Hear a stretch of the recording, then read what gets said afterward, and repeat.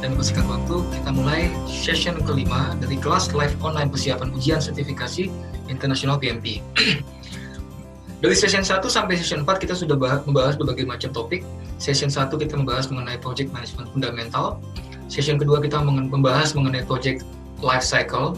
Kita membahas apa itu prediktif, apa itu iteratif, incremental, adaptif maupun hybrid, dan bagaimana kita memilih life cycle yang pas sesuai dengan apa yang dibutuhkan oleh project kita. Di session ketiga kita membahas mengenai peranan-peranan yang ada di dalam project management, baik itu project manager, project sponsor, project team, dan yang lain-lain. Kita juga membahas mengenai tipe-tipe power, juga termasuk leadership style. Jangan lupa teman-teman, tipe-tipe power leadership style itu kemungkinan besar akan keluar di ujian PMP. Termasuk juga kita akan di session ketiga kita juga sempat bahas mengenai IEF dan OPA.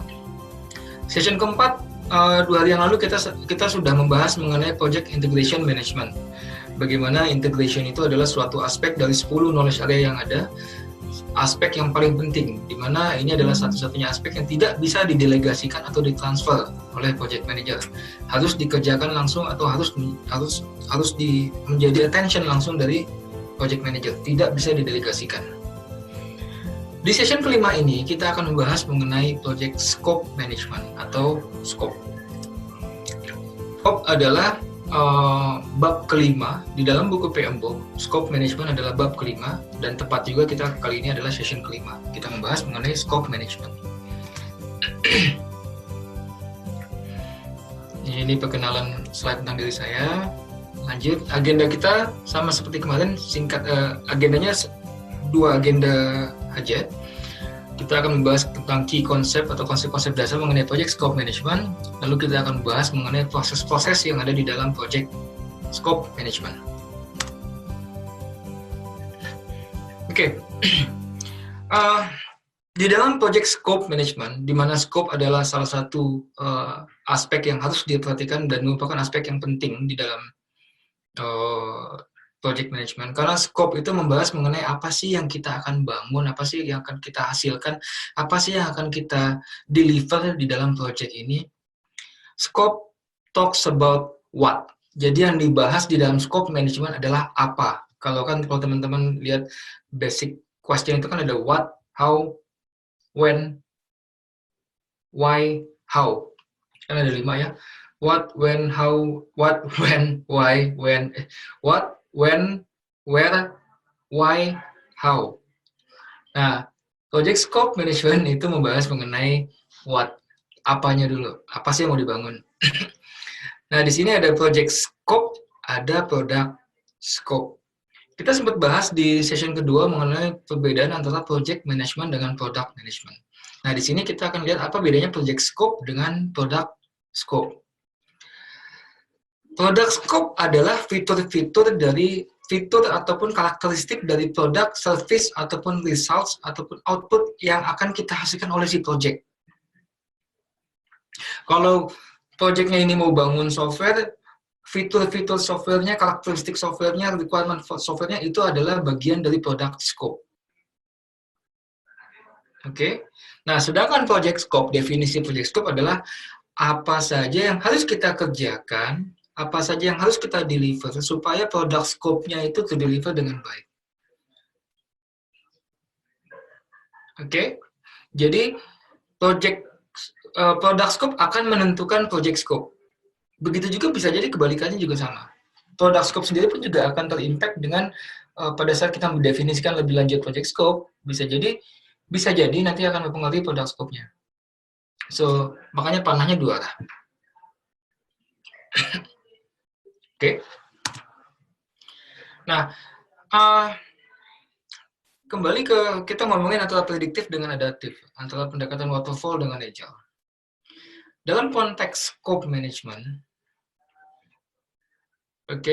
pada saat kita perencanaan scope, kalau pendekatannya prediktif, itu berarti scope-nya itu sudah didefine dari awal. Pada saat planning, scope itu sudah bisa kita detailkan dari awal. Saya ambil contoh misalnya pembangunan jembatan. atau pembangunan jalan layang itu dari awal sebelum kita menggali fondasi pertama kali bisa jadi kita sudah clear apa saja sih yang kita mau bangun. Skopnya sudah sangat clear. Di mana saja tiang pancang akan dipasang, di titik mana saja, ketinggian berapa, yang ini elevasinya seberapa, berapa derajat kemiringannya segala macam itu sudah di-define dari awal. Kalau pendekatannya prediktif. Kalau adaptif, kalau menggunakan pendekatan adaptif untuk masalah-masalah yang tepat untuk menggunakan pendekatan adaptif, pada saat scope planning di awal, yang kita tentukan tuh high level aja. Garis besarnya aja, kita tidak ngomongin detailnya seperti apa nanti, itu nanti leave it to the project team to decide that. Leave it to nanti aja. Yang ditentukan di awal ini kalau adaptif, pada saat scope planning masih yang, oke, kita mau bikin game, gamenya kayak gimana? Padahal masih ini aja, masih sangat high level banget gitu. Masih sangat umum banget. Jadi beda banget dengan tadi kita mau bangun jalan layang dengan mau bikin software game. Scope planning itu beda banget. Nah, pada saat scope monitoring and controlling di prediktif itu proses validasi scope-nya di-perform at the end of the project atau di end of setiap fase. Validasi scope, di mana control scope itu adalah ongoing proses. Nah, sedangkan kalau adaptif, proses validasi scope dan control scope itu dilakukan pada saat setiap akhir dari iterasi. Oke, setiap iterasi kan kita rencanakan. Di awal iterasi kita detailkan apa yang kita mau bangun, apa saja yang di iterasi ini kita mau bangun. Di akhir iterasi akan ada proses validasi, apakah yang sudah kita bangun itu di dalam iterasi ini sudah sesuai apa enggak. Jadi, perbedaan prediktif, validasi scope dilakukan di akhir project atau di akhir fase, sedangkan kalau adaptif, itu validasi dan kontrol scope dilakukan di akhir iterasi. Iterasi itu time frame-nya sangat singkat ya, bisa antara 2-4 minggu. Jadi sangat cepat sekali. Scope baseline. Di dalam pendekatan prediktif, scope baseline, ini kita sempat bahas baseline di 2 hari yang lalu. Baseline adalah tolak ukur. Di dalam pendekatan prediktif, scope baseline, begitu dia sudah di-approve, scope baseline ini akan digunakan sebagai tolak ukur untuk mengukur performance tim, dan juga ini akan menjadi acuan pada saat kalau misalnya ada change request, dia lihat, karena acuan scope baseline ini akan dijadikan change control formal procedure. Pada saat ada change request, dilihat apakah ini akan mempengaruhi scope baseline apa enggak. Oke? Itu yang dijadikan acuan.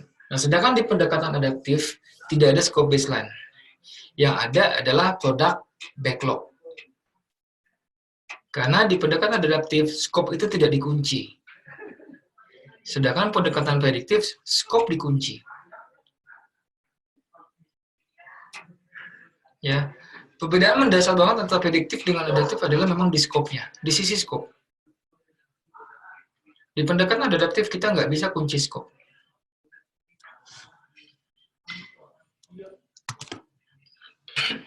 Nah, trend dan emerging practice untuk scope management yang ada di dalam project management body of knowledge edisi ke-6 ini ada menyebutkan mengenai peranan atau melibatkan bisnis analis pada saat mendefinisikan, memanage, dan mengkontrol requirement activities. So basically pada saat kita mendefinisikan apa sih kebutuhan dalam proyek ini, itu sudah melibatkan bisnis analis. Mungkin untuk beberapa industri, pelibatan bisnis analis itu sudah hal yang biasa. Tapi ini tidak berlaku untuk semua bisnis, semua jenis industri. Ada beberapa industri yang itu sudah menjadi kebutuhan mendasar untuk melibatkan BA. Sedangkan di beberapa industri lain, BA itu masih suatu kemewahan. Nah, tren dan emerging practice-nya adalah BA itu sudah benar-benar mulai dilibatkan hampir di semua industri project. Karena ingat dengan talent triangle di mana seorang PM itu tidak hanya, atau suatu project dan PM itu tidak hanya memperhatikan mengenai technical project management, tapi juga sekarang leadership dan juga strategic and business management. Konteksnya strategic and business management adalah bagaimana Si project itu nantinya juga dengan PM yang mengerti dengan baik konteks strategi bisnis manajemen ya, bisa memastikan bahwa proyeknya dia itu align dengan strategi company. Oke. Nah, oleh karena itu peran BA di sini akan membantu si PM untuk memastikan bahwa apa yang dideliver oleh proyek ini memang sesuai dan align dengan apa yang dibutuhkan apa yang dibutuhkan oleh si proyek dan juga align dengan strategi dari company. Oke.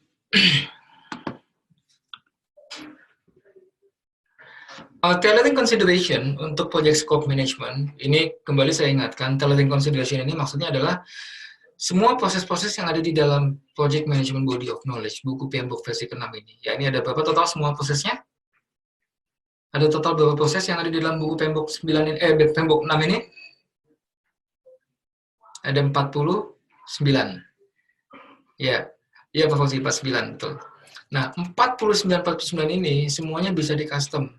Semuanya bisa di-tailor, sesuaikan dengan jika dibutuhkan dan disesuaikan dengan kebutuhan organisasi Anda. Nah, untuk project scope management, pada saat teman-teman akan men-tailor proses-proses yang ada di dalam scope management, berikut adalah hal-hal yang harus diperhatikan dalam konteks knowledge and requirements management-nya, proses validation dan control di dalam organisasi Anda itu seperti apa, development approach, apakah sudah ada guidance ataupun direktif dari organisasi untuk penggunaan development approach, apakah kita adaptive, agile, waterfall, increment, whatever.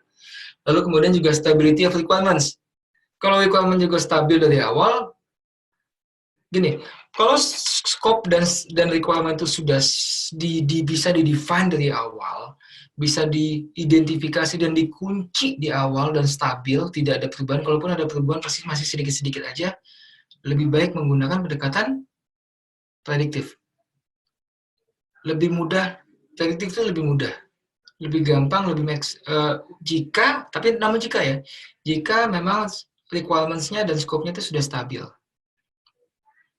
Tapi kalau requirement dan scope-nya itu tidak stabil, menggunakan prediktif malah celaka.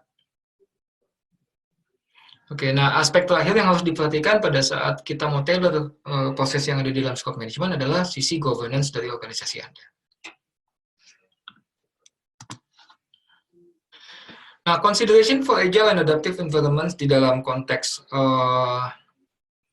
scope management, di sini ada bahwa basically kan di agile adaptive itu semuanya evolving, requirements-nya itu evolving. Oleh karena itu bagaimana tidak bisa kita mengunci scope di dalam pendekatan adaptif ataupun agile. Di pendekatan agile, requirements constitute the backlog. Jadi kita nggak ngomong kalau di pendekatan agile itu kita nggak ngomong scope baseline. Yang kita ngomongin adalah backlog. Oke. Nah, kita mulai masuk ke proses-prosesnya. Jadi kita agak cepat mungkin malam ini ya. Scope management process, project scope management process ada 6 total prosesnya. Kalau teman-teman lihat itu proses-prosesnya hanya ada di planning process group dan di monitoring and controlling process group. Oke. Tidak ada proses untuk project scope management itu tidak ada proses di dalam initiating, executing dan closing. Di planning process group, kita ada 4 proses, yakni 5.1, plan scope management, lalu collect requirements, define scope, diakhiri dengan create WBS atau work breakdown structure. Di monitoring and controlling process group, kita ada 2 proses, yakni validate scope dan control scope. Oke. Nah, proses 5.1 atau plan scope management. Nah, kalau teman-teman perhatikan, ini adalah suatu proses di mana ini kita belum benar-benar ngomongin atau kita belum bahas mengenai scope-nya project, belum. Proses ini lebih ke bagaimana kita menyamakan persepsi. Konteks dari project ini ya, konteks dari proses ini 5.1 adalah tujuannya adalah bagaimana kita menyepakati antara kita project manager dengan project team dan juga project sponsor. Ya, kita menyepakati bagaimana skop di dalam project ini akan dikelola. Di sini nyari kesepahaman dulu, kesepahaman dan kesepakatan antara kita nih, project manager, project team, dan project sponsor tentang bagaimana kita akan mengelola skop di dalam project ini. Oke, nanti kita akan lihat itu apa aja sih yang disepakati, tapi intinya adalah, garis besarnya adalah ini adalah kesepahaman atau kesepakatan. Nah, tujuannya atau benefitnya apa dengan ada kesepakatan tersebut? Dengan adanya kesepakatan, it provides guidance dan direction. Jadi ada guidance itu apa? Ya guidance lah pokoknya. Saya jadi miss jadinya. Translate-nya apa guidance ya? Panduan. Ada panduan dan direction, arahan, panduan dan arahan bagaimana scope itu dikelola dalam project kita. Jadi nggak yang tiba-tiba di tengah jalan, di tengah project, bingung, kalau ada kejadian kayak gini gimana ya gitu. Baru diputuskan di tengah. Kalau misalnya kita bisa sepakatin di awal, kenapa enggak? Oke. Kapan proses ini dilaksanakan? Proses ini dilaksanakan once or at the defined point in the project. Ya, intinya sih di awal-awal project. Kita lihat ITTO-nya, nggak begitu banyak. Input nomor 1, pasti ada project charter. Kemudian juga ada project management plan, di mana dalam konteks project management plan itu ada quality management plan, ada project life cycle description, dan juga ada development approach. Oke, di sini ada yang menarik. Kalau teman-teman perhatikan, kita kan baru ngomongin scope. Tapi kok sudah ada quality management plan? Oke. Nah, proses-proses yang ada di dalam PMBOK ini, walaupun dia terkesan sekuensial, namun sebenarnya dia juga bisa berjalan secara paralel. Oke. Selain dia sekuensial, paralel, tapi juga dia bisa iteratif atau mengulang.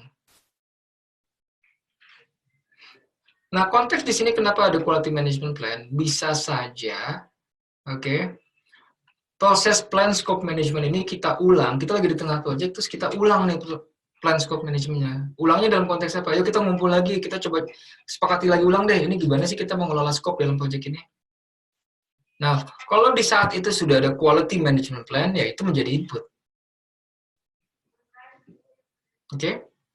Nah, jadi ini penekanan lagi, atau informasi tambahan buat teman-teman semua, bahwa tidak semua ITTO ini mesti ada atau dikerjakan. Kalau ada dan itu membantu, make sense, ya dipakai. Kalau nggak make sense, ngapain dipaksain? Jadi kalau misalnya di awal ini belum ada quality management plan, ya emang nggak usah, nggak ada, nggak apa-apa. Oke, lalu kita belum ada juga nih project life cycle description, kita belum putuskan mau pakai life cycle yang mana, ya udah nggak apa-apa kalau nggak ada. Atau development approach kita juga belum putuskan, ya udah nggak apa-apa. Nanti kita putuskan di meeting ini, atau putuskan di dalam ini, di dalam proses ini. Kalau sudah ada lebih bagus, kalau nggak ada ya sudah. Kemudian ada juga enterprise environmental factors. Ini adalah faktor-faktor dari external project yang dapat mempengaruhi jalannya project. Apa saja IF yang mungkin bisa mempengaruhi kita di sini? Bisa jadi ada peraturan organisasi, bisa jadi ada kondisi geografis company atau organisasi, bisa jadi project team kita ini nyebar, nggak semuanya dalam satu lokasi. Bisa jadi juga ada peraturan-peraturan ataupun peraturan industri ataupun peraturan negara yang dapat mempengaruhi jalan project kita. Lalu yang terakhir dalam input ada organizational process assets. Di sini adalah kemungkinan besar bisa jadi sudah pernah nih dilaksanakan plan scope management ini. Di project-project sebelumnya Anda sudah pernah mengerjakan bikin scope management plan. Oke, kesepakatan untuk bagaimana mengelola project, dan itu Anda jadikan template atau masukan untuk proses ini sebagai input. Tools dan tekniknya di sini ada expert judgment. Expert judgment berarti saya remind lagi, expert judgment adalah proses di mana kita bertanya, kita counseling bertanya ke orang yang dianggap sebagai expert dalam konteks proses ini. Lalu ada juga data analysis. Di sini konteksnya adalah alternative analysis. Alternative analysis itu kayak ya kita coba cari alternatif. Kalau kita nggak pakai cara A, kan masih ada cara B, cara C, cara D. Oke, termasuk juga tools dan teknik yang paling umum digunakan tentunya meeting. Output dari proses ini adalah adanya scope management plan dan ada requirements management plan. Kita akan lihat apa itu dua-duanya.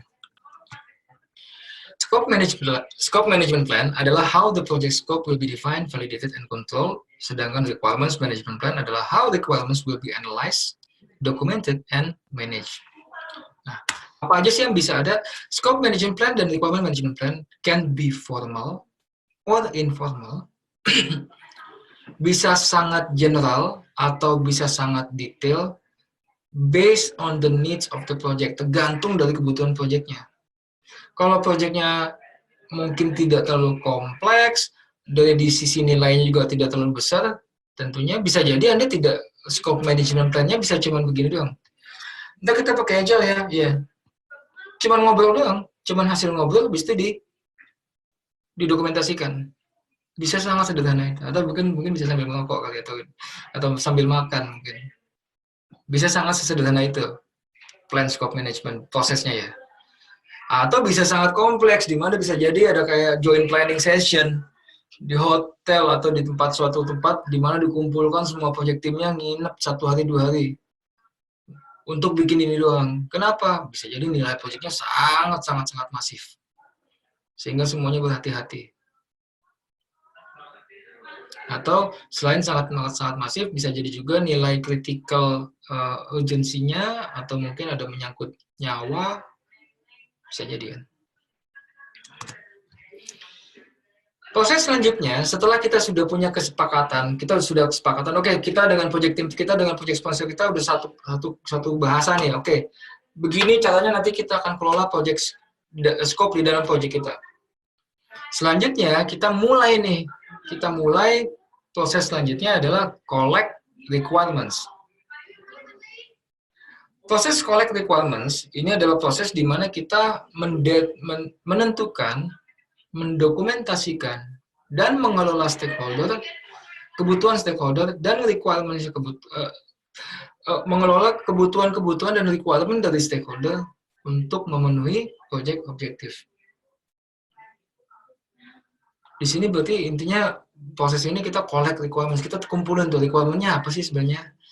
Disuruh bikin software, maunya softwarenya kayak gimana, detailnya seperti apa. Oke, kalau sudah bisa didetailkan lebih bagus kan. Atau kita diminta bikin mesin baru, kebutuhannya buat apa mesinnya? Oh, mesinnya kebutuhannya buat ini. Nanti outputnya dari mesin itu seperti apa? Kita maunya kayak gini. Didetailkan sedetail mungkin. Kalau bisa detail sedetail mungkin, berarti kita bisa pakai pendekatan prediktif. Kalau memang requirement-nya stabil. Nah, benefit dari proses collect requirements adalah sudah ada basis untuk menentukan product scope dan project scope. Karena requirement dan needs dari stakeholder itu akan menjadi product scope nantinya. Itu akan menentukan karakteristik dan fitur dari si produknya itu sendiri. Begitu kita sudah dapat karakteristik dan fitur dari produknya, kita bisa tentukan apa saja langkah yang kita harus kerjakan atau perintilan yang kita kerjakan atau dihasilkan untuk memastikan bahwa produk scope-nya itu deliver. Proses ini dilaksanakan sekali atau predefined points. Bisa jadi nanti at some point, bisa jadi mesti diulang lagi pada saat ada perubahan di dalam scope. Nah, di sini attitude-nya lumayan banyak ya. Dimulai dengan adanya project charter. Kenapa project charter masih masuk di sini? Iya, karena kan kita baru collect requirement. Dan salah satu sumber yang sahih untuk menentukan apa sih requirement dari project kita adalah tentunya project charter. Selain project charter, saya langsung lompat ke bawah dikit, ada business document. Berarti ada feasibility study ataupun business case yang sudah dibangun sebelumnya. Itu bisa menjadi input bagi proses collect requirement ini. Selanjutnya ada juga agreement.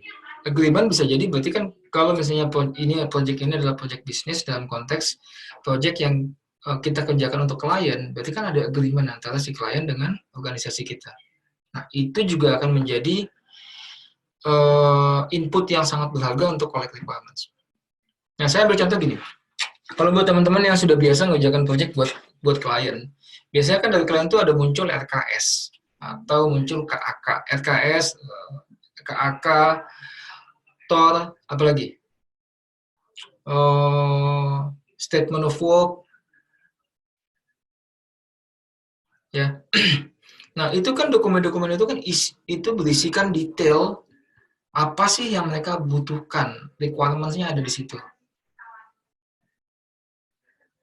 Oke. Nah, apakah kira-kira dokumen LKS, KAK, TOL, dan yang lain itu cukup untuk dijadikan single reference terhadap penentukan requirements dari proyek ini?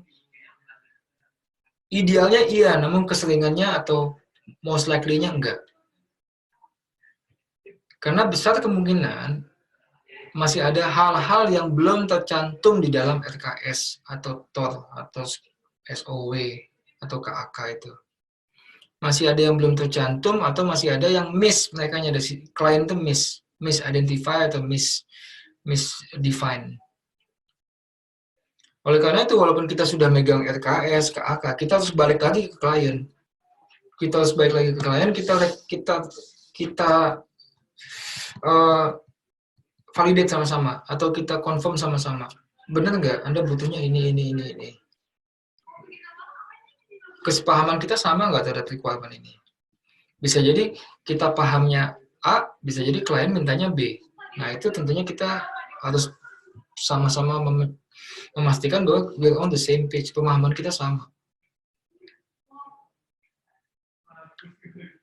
Oke? Nah, di sini ada input lainnya. Bentar, ada pertanyaan Pak Albert. Pak mau tanya, project scope management ini kok nggak dilakukan di initiating process group ya? Contoh di kontrak itu kan ada scope, itu bukannya di initiating. Oke Pak, sip. Terima kasih. Kalau yang dimaksud dengan di kontrak ini konteksnya adalah kita mengerjakan project untuk klien, ya. Berarti penentuan scope di awal itu yang ada di dalam kontrak itu adalah penentuan scope yang dikerjakan bukan oleh project. Biasanya dikerjakan oleh bagian pre-sales atau bagian sales atau account manager atau solution atau apapun namanya. Mereka yang mengerjakan, mereka yang bikin scope-nya di situ. Dan tuangkan dalam kontrak. Begitu kontrak sudah ditandatangani, perusahaan Anda dapat PO-nya atau dapat agreement-nya, baru Anda ditunjuk sebagai project manager-nya untuk mendeliver si project itu, ya kan? Di mana di dalam kontrak sudah ada nih scope-nya. Gitu kan? Nah, kalau misalnya begitu Anda terima kontrak, begitu Anda terima scope yang ada di dalam kontrak, scope tersebut itu akan menjadi requirement. Itu scope dalam kontrak itu disebutnya di sini adalah agreement. Oke. Dan itu kenapa tidak ada di initiating? Karena di initiating hasil dari kontrak itu, Pak, hasil dari kontrak Anda dengan klien, scope tersebut akan dicantumkan di dalam project charter. Karena di proses initiating itu hanya yang ada hanyalah kita develop project charter aja, kita menginitiate projectnya, mengakui keberadaan project ini di organisasi Anda secara formal dan penunjukan siapa PM-nya. Itu proses inisiasi project. Kalau konteks inisiasi project secara komersil yang dilakukan oleh sales dan yang lain-lain, itu konteksnya di luar project management. Di sini ada tambahan dari Pak Meko, tergantung dari perusahaannya. Saya pernah bekerja di suatu perusahaan yang project manager project manager dilibatkan dari saat pre-sales, jadi tidak hanya mendapatkan kontrak baru ada PM-nya. Betul. Ada beberapa organisasi yang PM-nya sudah dilibatkan even pada saat pre-sales. Nah, ini ideal. Ini sangat ideal. Begitu PM sudah dilibatkan dari proses pada saat proses pre-sales, itu PM bisa dapat memberikan masukan yang banyak. Karena yang touch ke lapangan langsung kan PM.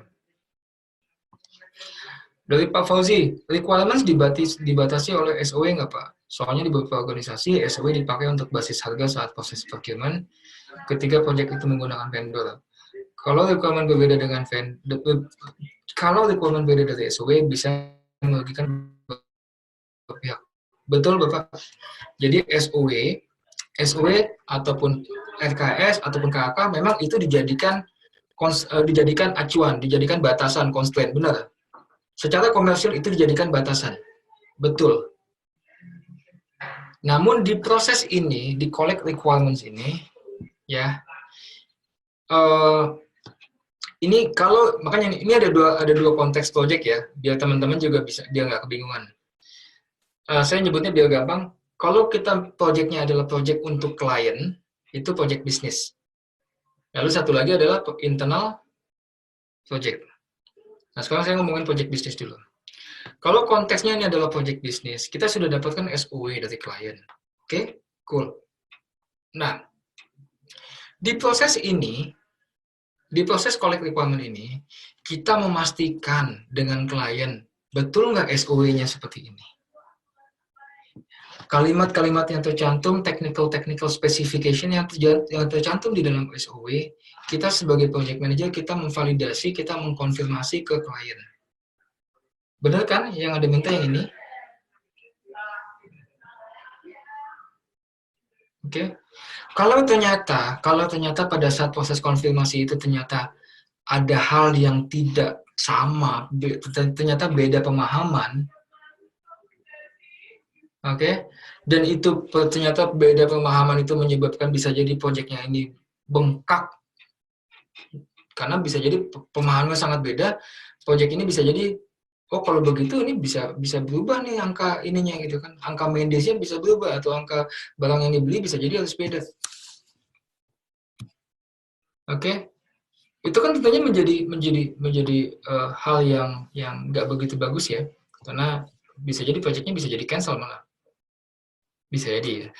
Tapi pertanyaan saya gini, apakah lebih baik kita tahu bahwa kita tidak ada kesalahpahaman? Apakah lebih baik kesalahpahaman itu kita tahunya di awal, atau kita biarkan sampai di tengah-tengah? Proyeknya udah jalan dulu, udah bikin, tiba-tiba baru pada saat itu kita konfirmasi, pada saat proses konfirmasi itu baru kita aware ternyata ada salah paham, ada ketidaksamaan persepsi terhadap item-item yang ada di dalam SOW.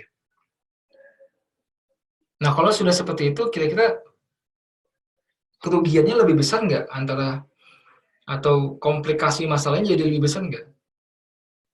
Apakah lebih baik di awal kesalahpahaman itu dipecahkan, atau lebih baik di tengah atau di ujung? Menurut teman-teman bagaimana?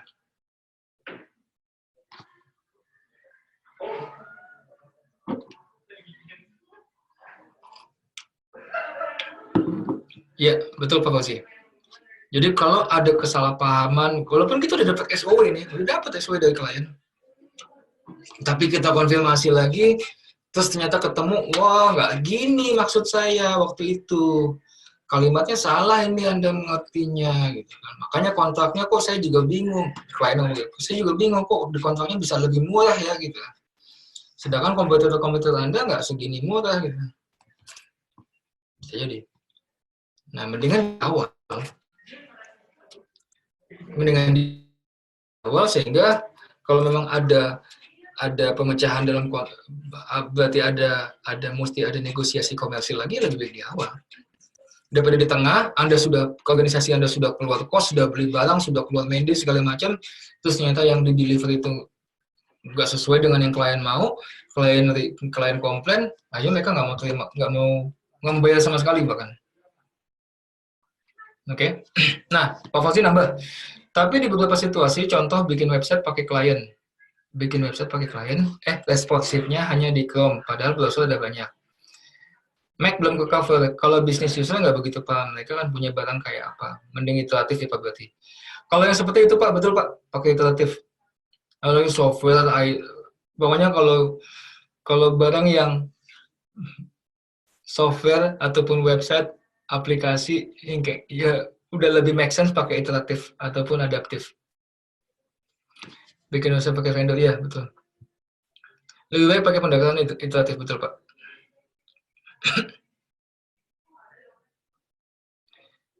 Oke, Pak Kasim, Pak Albert Kasim. Oke, oh jadi itu skopnya dari sales ya, bukan PM ya. Jadi PM itu manage scope detail dari skop besar di kontraknya. Betul. Banyak kecolongan, Pak Fauzi, banyak kecolongan Pak soalnya. Akhirnya ribut change request dan rubah harga. Nah, itu dia Pak Fauzi. Makanya pendefinisian tipe kontrak pun dari awal pun juga harus sesuai dengan tipe masalah yang mau dipecahkan. Kalau memang dari awal sudah ketemu bahwa oh ini pendekatannya harus pakai pendekatan iteratif ataupun adaptif atau agile, tipe kontraknya juga jangan pakai pendekatan prediktif. Kontrak prediktif dengan kontrak agile kontrak beda. Agile kontrak itu lebih mendekati, walaupun nggak sama ya, tapi lebih mendekati kontrak terms and material (TNM). Oke. Kalau pendekatan prediktif itu lebih pendekatan kontraknya lebih kayak PO. Udah dikunci skopnya. Sedangkan terms and material, time and material, terms and material. Pendekatan kontrak time and material itu skop tidak ada penguncian skop. Hanya mengunci main days-nya berapa ataupun harga materialnya berapa. Oke, Pak Yohanes ikut diskusi. Kalau yang case-nya Pak Fauzi ini dia termasuk change request atau tidak ya? Karena misal hanya jalan di browser Chrome saja, berarti kan mesti dibuat supaya support browser lainnya, dan ini secara cost-nya bagaimana? Oke.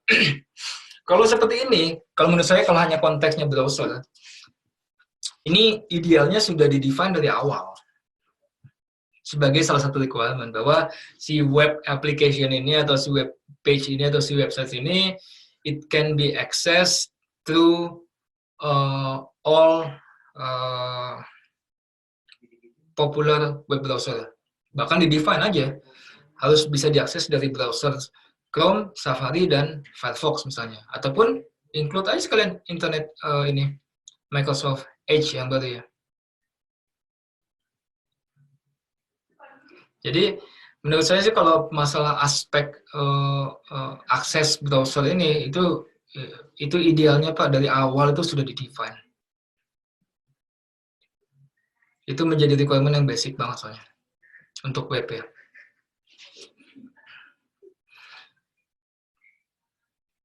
Oke,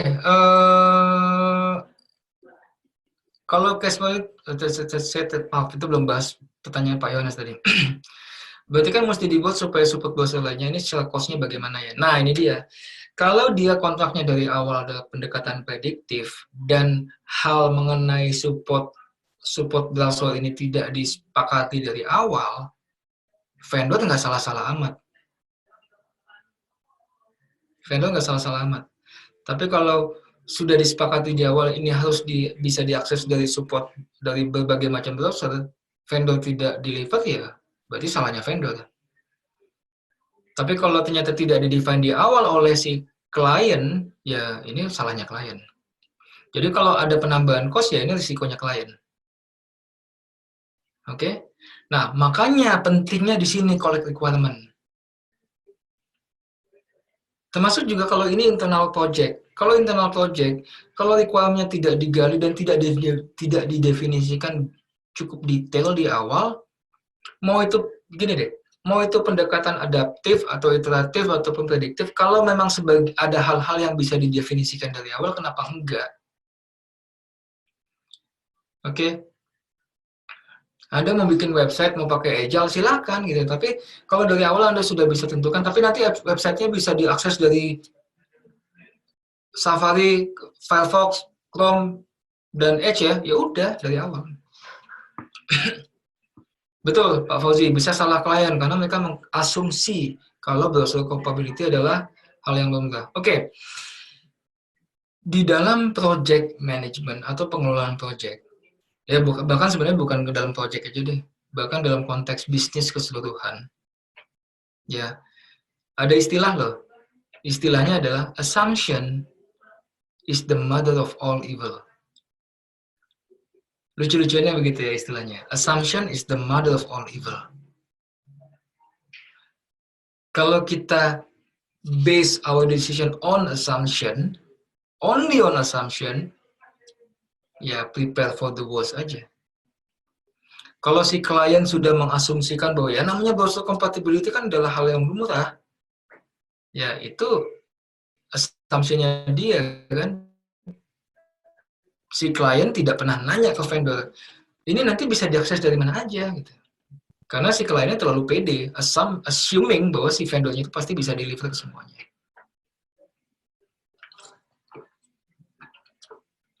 Oke?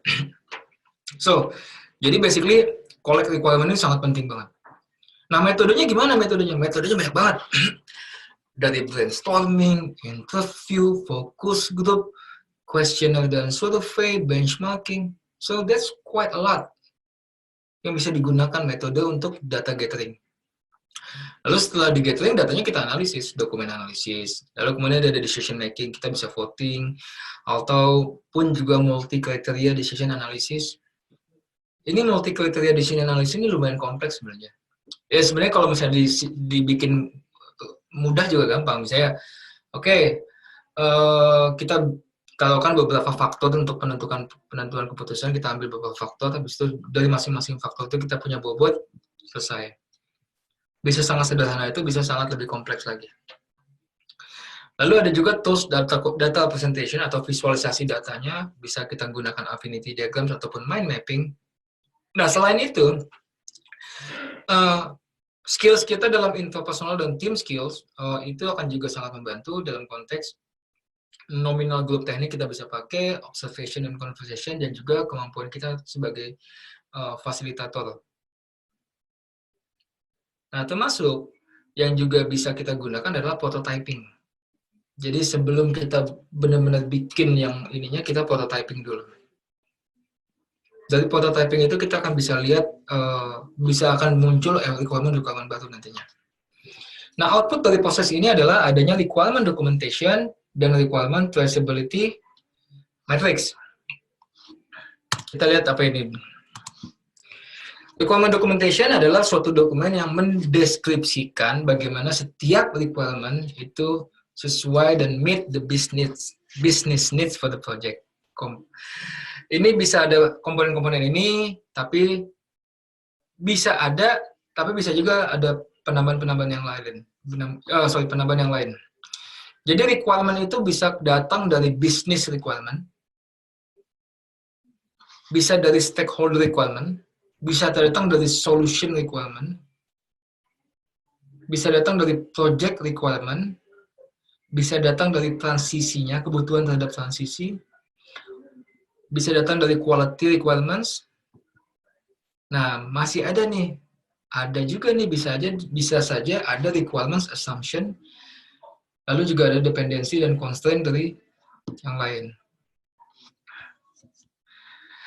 Requirement doc ini bisa dijadikan basis buat UAT checklist, bisa Pak. Nah, requirement documentation ini bisa suatu dokumen yang sangat sederhana atau bisa menjadi suatu dokumen yang sangat kompleks. Oke. Nah, tapi ini kan baru requirement ya. Nah, selain itu juga ada lagi, kalau tadi requirement documentation adalah dalam bentuk description-nya, narasinya, di sini kita juga bisa bikin semacam tabel sederhana, namanya requirement traceability matrix, yang ini kita list nih, yang di sebelah sini, sebelah kirinya, kolomnya, kita list requirement yang kita sudah diidentifikasi. Let's say ada 10 requirement atau 20 requirement, kita list semuanya. Kita dapat nih 20 requirement, hasil dari tadi kita collect requirement, kita list, lalu di sebelah kanan ini adalah project fasenya, project life cycle-nya kita. Kalau misalnya project life cycle kita, ini contoh sederhana ya, project life cycle kita cuma ada design, develop, implement, yaudah kita list di sini. Nah, di setiap project life cycle, kita checklist, atau bisa checklist, atau bisa mungkin di sini tambahkan catatan yang lebih detail juga bisa, memastikan bahwa setiap requirement ini diakomodasi dan disatisfied di setiap project phases. Ini gunanya apa? Ini gunanya jangan sampai nanti begitu sudah di ujung baru ketahuan bahwa ada yang tidak diakomodasi. Misalnya kayak tadi kebutuhan, kalau misalnya dari awal misalnya gini, kayak tadi kebutuhan konteks contohnya Pak Fauzi, ada kebutuhan supaya website ini bisa diakses dari berbagai macam browser. Clear ya, itu requirement.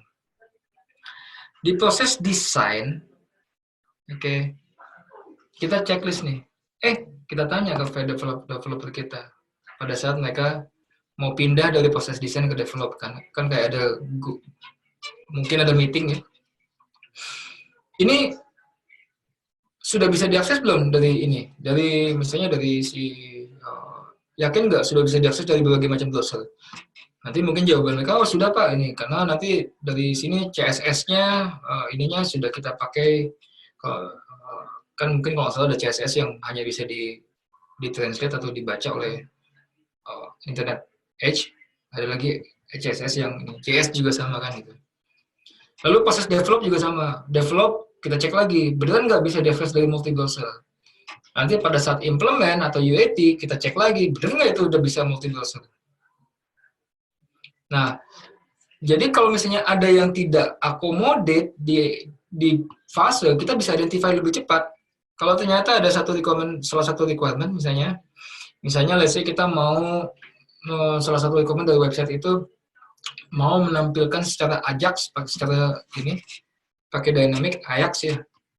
Untuk let's say data master data master atau data transaksi pemakaian suatu perangkat misalnya. Nah, ternyata pada saat develop diketemukan kesulitan untuk menampilkan data itu secara dinamis. Nah, itu jadinya bisa dibahas sesegera mungkin, nggak perlu nunggu proses implementasi jadinya. Ini kegunaannya requirements traceability matrix.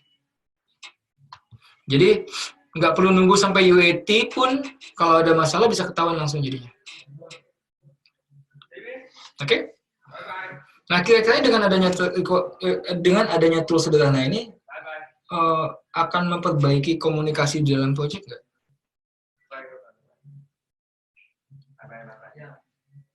Ya, iya Pak. Dengan adanya tools sederhana ini sederhana kok gini doang. Tapi ini bisa sangat membantu meningkatkan kualitas komunikasi di dalam project. Sehingga jika di dalam suatu project komunikasinya sangat efektif, tingkat keberhasilan projectnya pun juga sangat tinggi, Pak. Tingkat probability keberhasilan project itu pun juga jadi sangat tinggi. Oke, lanjut. Setelah kita dapetin requirements, lalu kita define scope-nya, kita tentukan scope-nya. Kan tadi baru requirement nih, baru requirement, sekarang ngomongin baru scope-nya. Jadi purpose-nya adalah the process of developing a detailed description of the project and product. Kan tadi ada project scope, ada product scope. Di sini dari requirement tersebut kita bisa define product scope-nya itu apa sih? Apa sih karakteristik dari produk yang kita mau deliver? Website-nya itu kayak gimana sih? Spesifikasinya kayak gimana? Nah, tadi kemampuan untuk multi-browser capability itu tentunya adalah bagian dari karakteristik si produk. Nah, kita udah tahu bahwa itu adalah bagian dari product scope. Nah, sekarang kita tentukan project scope-nya apa? Apa yang harus diadakan supaya si multi-browser capability ini bisa? Oke, nah setahu saya sih, tebak-tebakan saya berarti kan kalau kayak gitu, library JS-nya atau CSS-nya kan mesti bisa memastikan bahwa dia multi-browser capability, kayak gitu-gitu.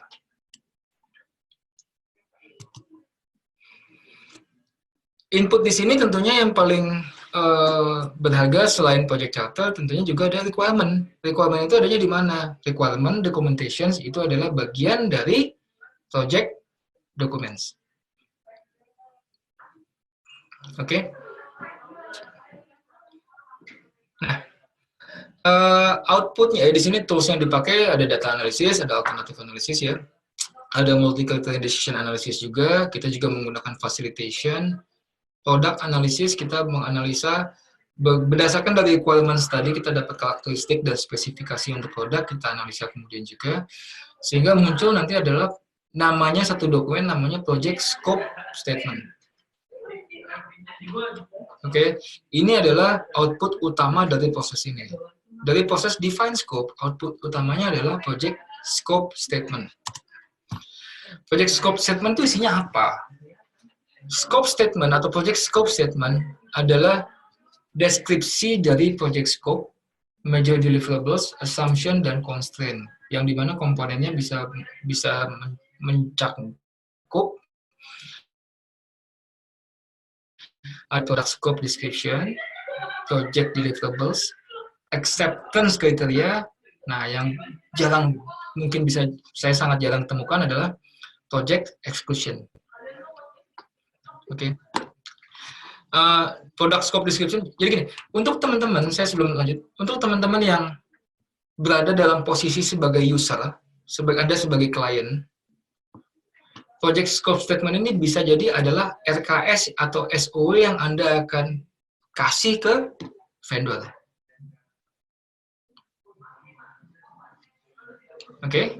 Kalau Anda adalah klien, project scope statement ini bisa jadi bentuknya SOW atau TOR atau KAK atau RKS yang Anda kasih. Ini jadi acuan untuk proses komersial dengan vendor. Karena di sini itu tadi detail kok product scope description-nya kayak gimana. Ini detail ya, bukan umum lagi.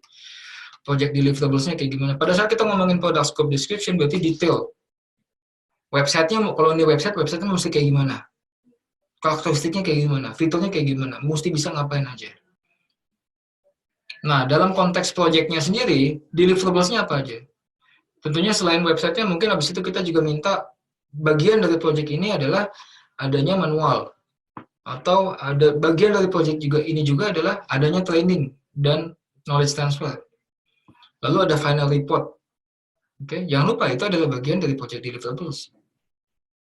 Acceptance criteria berarti adalah hal-hal project sukses. Ini bisa dianggap sukses ini produknya atau projectnya jika apa. Oke. Nah, acceptance criteria itu juga bisa jadi input dalam nanti proses UAT. Project exclusion ini adalah mendeskripsikan atau menjelaskan apa-apa saja yang tidak termasuk dari bagian dari project ini. Mungkin ya nih kita ambil contoh. Mungkin let's say projectnya adalah bikin website, di mana websitenya nanti akan ada mencakup akan ada data customer misalnya, data customer kita. Oke. Berarti kan data customer-nya harus diinput ke dalam si web nih. Mesti diinput ke dalam webnya, mesti diinput ke dalam database webnya, sehingga nanti data customer itu bisa digunakan untuk fitur-fitur yang lainnya. Namun masalahnya, bisa jadi menurut organisasi kita, data customer itu adalah sesuatu yang sifatnya rahasia. Kita nggak bisa kasih ke vendor. Oke? Nah, jadinya di scope statement ini kita jelaskan juga bahwa nanti untuk proses input data customer itu kami yang ngerjakan. Itu pun juga nanti setelah Anda nggak touch, vendor sudah handover, pokoknya handover ke kami, biar nanti kami yang input datanya. Anda pokoknya bikin sesuai dengan yang kami minta, kami kasih data dummy-nya, sudah berjalan dengan sesuai, nanti datanya tolong kosongkan, kami akan input data real-nya. Input data real itu adalah exclude, Anda nggak termasuk di situ. Oke, itu salah satu contoh untuk exclusion. Nah, setelah kita punya project scope statement, lalu kita lanjut ke create WBS. Create WBS atau Work Breakdown Structure, ini adalah proses visualisasi dari project scope statement. Subdividing iya, tapi saya lebih gampangnya nih, ini memvisualisasi si scope statement tadi. Kalau scope statement-nya dalam bentuk dokumen naratif, RKS, SOW kan naratif banyak kan ya. Ini kita translate menjadi bentuk visual dalam konteks namanya work breakdown structure.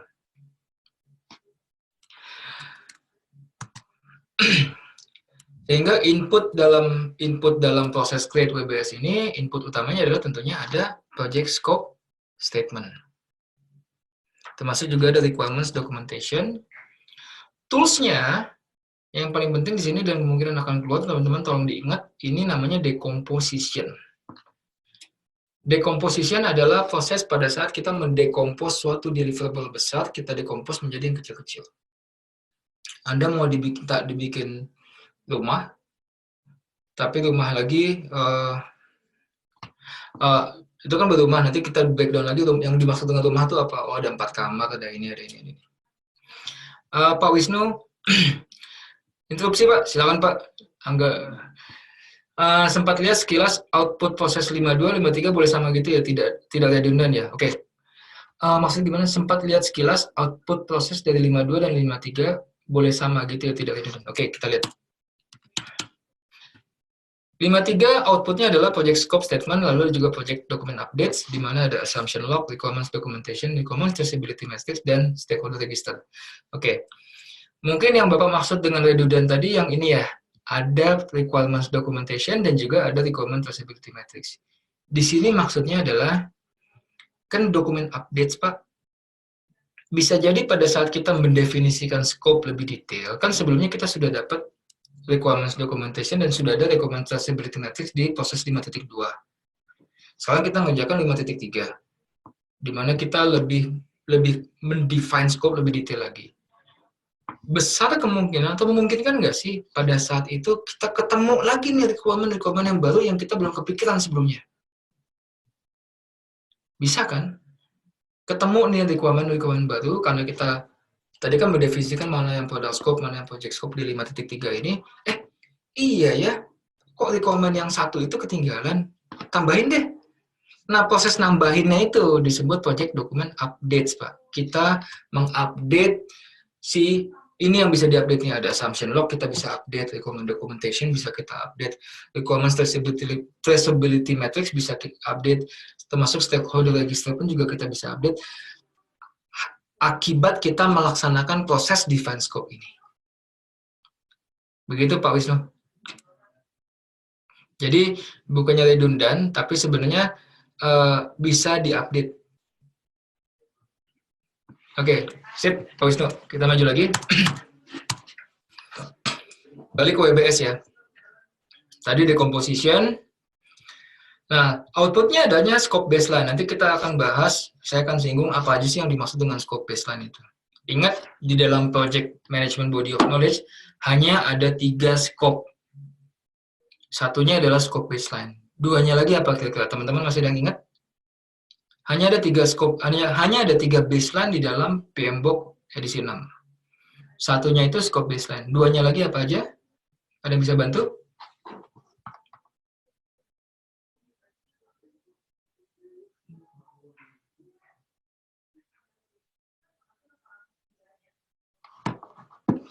Oke. Duanya lagi adalah cost baseline dan schedule baseline.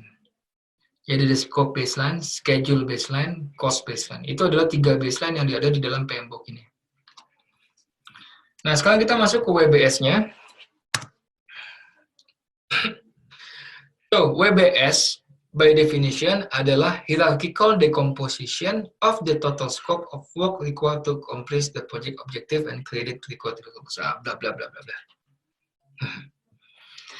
Komponen terkecil dalam WBS disebutnya work package. Nanti kita akan lihat mana yang work package, mana yang bukan. WBS, nah ini yang menarik, yang mungkin jadi gini.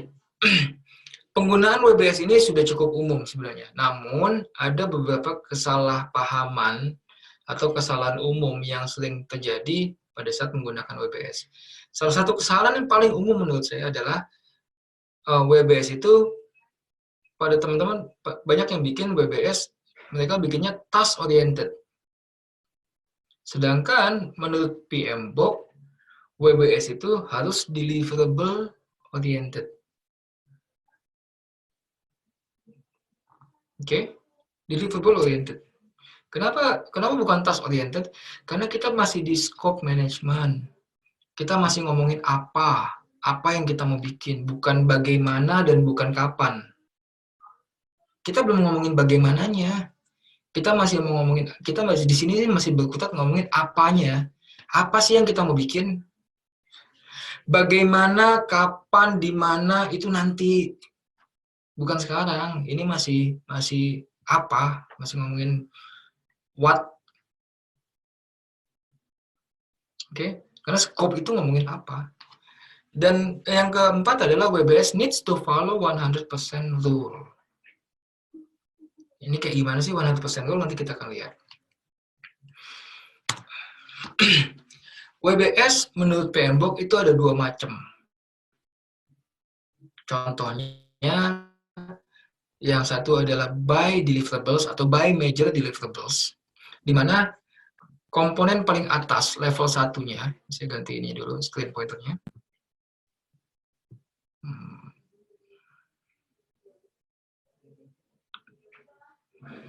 Oke, di level satunya, di level projectnya, nanti di level projectnya itu di decomposition, kita decompose si projectnya ini kita decompose major deliverables-nya apa aja.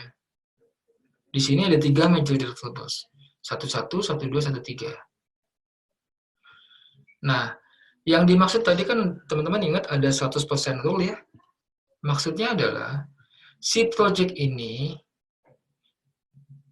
akan 100% akan komplit jika 11, 12, 13 itu ada, ini akan komplit 100%.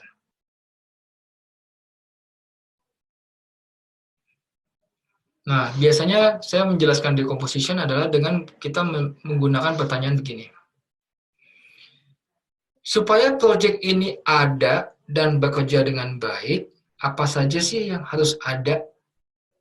Apa saja sih yang harus ada di bawahnya? Komponen apa aja yang harus ada? Nah, begitu juga satu nih. Untuk satu-satu ini, untuk komponen 1.1 major deliverables ini ada dan bisa bekerja dengan baik, kita harus ada punya komponen apa aja sih di bawahnya? 1.1.1, 1.1.2. Kalau teman-teman perhatikan penomorannya seperti ini ya, nomenklaturnya. Ngikutin aja. Ini adalah WBS berdasarkan major deliverables. Kalau teman-teman lihat di sini ada nggak task, ada nggak kerjaan, ada nggak work. Walaupun namanya work breakdown structure, tapi di sini nggak ada task. Adanya komponen.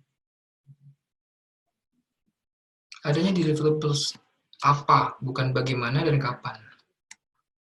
Nah, selanjutnya, kalau ini by major deliverables, selanjutnya adalah by fase. Let's say project kita ini ada 3 fase, sudah ditentukan di awal. Nah, di sini baru ditanyakan nih, supaya fase 1 ini ada selesai berjalan dengan dan selesai dengan baik, komponen apa aja yang harus kita deliver. Sini ditentukan lagi nih. Jadi penentuannya gampangnya deliverables di fase ini apa aja sih? Deliverables-nya. Nanti habis itu bisa di director lagi. Sampai selevel mana? Sampai selevel yang make sense. Cukup kecil dan make sense. Mau sampai level 4, sampai level 5 itu udah cukup. Level 5 udah kejauhan biasanya, terlalu detail. Oke, jadi ada dua pendekatan ya. Ada by deliverables atau by major deliverables. Yang kedua adalah by fase.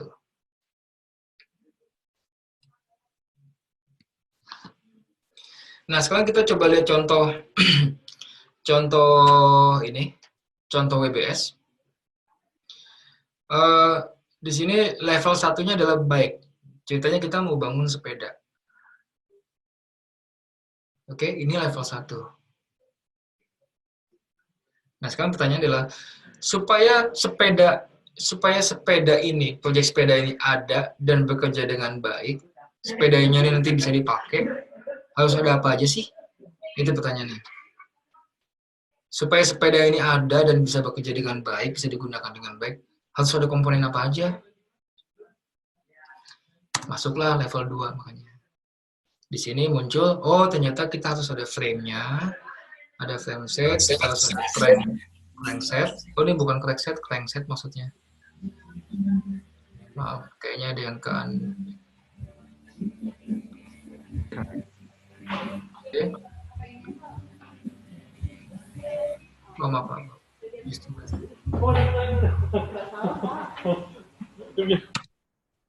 Oke.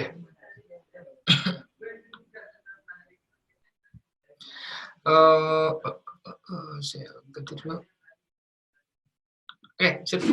Nah, jadi di level 2 ini, di level 2 kita ketemu ada frame set, crankset, ini kurang N, crankset, ada wheels, ada shifting system, ada integration-nya.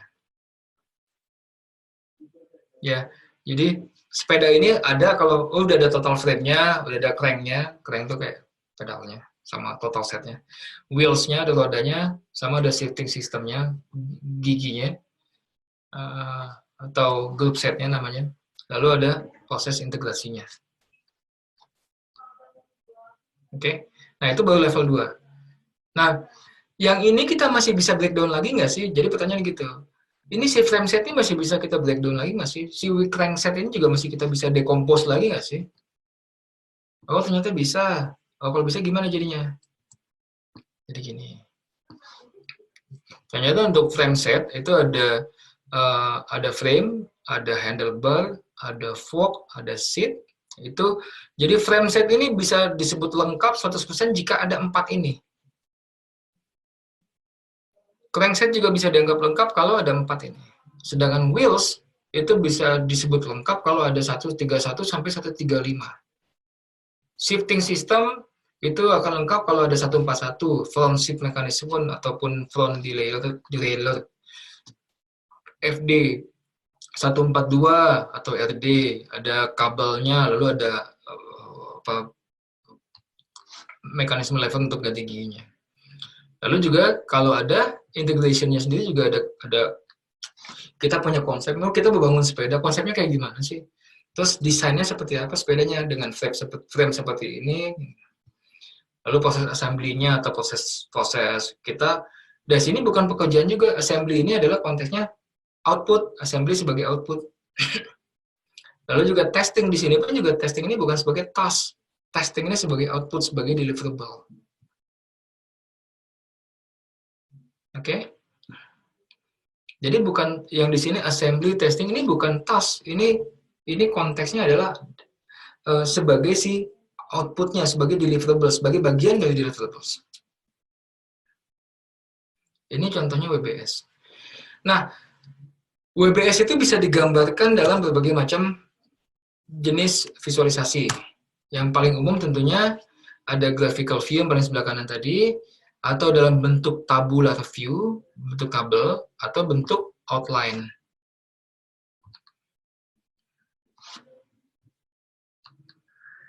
Oke.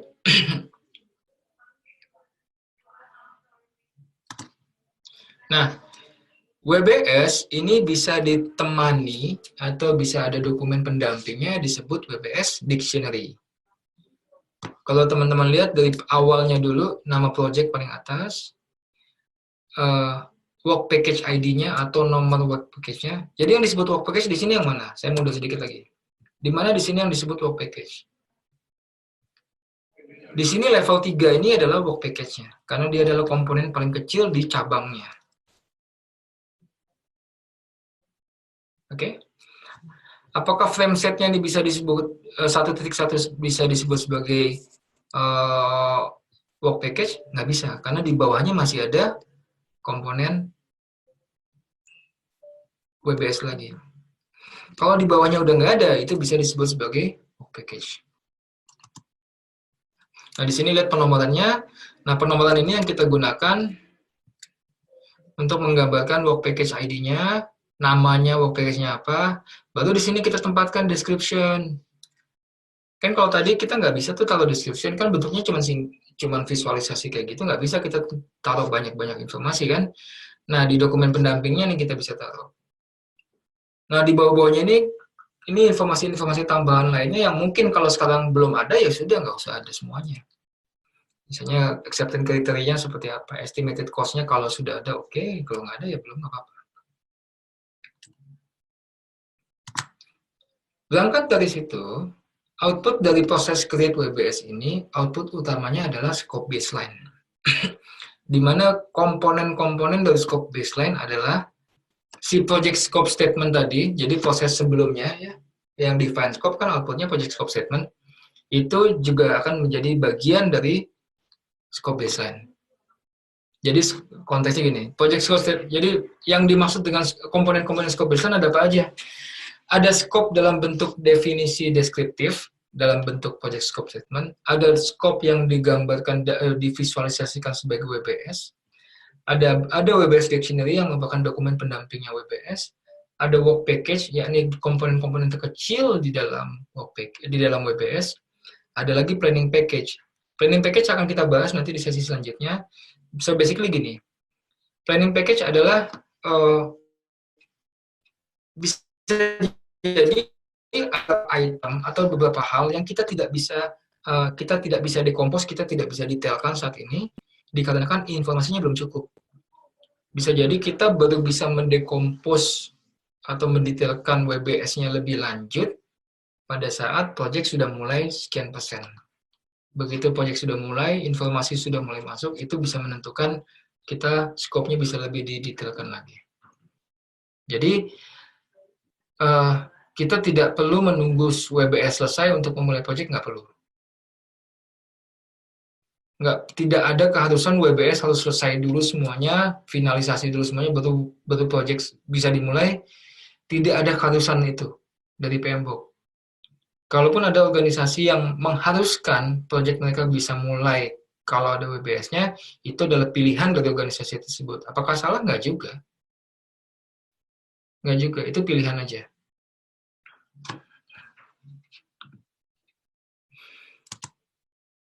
Oke?